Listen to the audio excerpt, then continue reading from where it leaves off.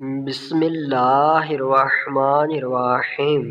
الصلاۃ والسلام علیک یا رسول اللہ۔ السلام علیکم ورحمۃ اللہ وبرکاتہ۔ حدیث نبوی صلی اللہ علیہ وآلہ وسلم۔ صحیح بخاری میں ابو موسیٰ اشعری رضی اللہ تعالیٰ عنہ سے مروی کہتے ہیں، میں اور میری قوم کے دو شخص حضور صلی اللہ تعالیٰ علیہ وآلہ وسلم کے پاس حاضر ہوئے۔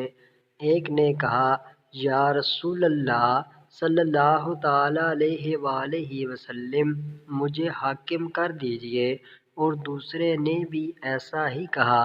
ارشاد فرمایا، ہم اس کو حاکم نہیں بناتے جو اس کا سوال کرے، اور نہ اس کو جو اس کی حرص کرے۔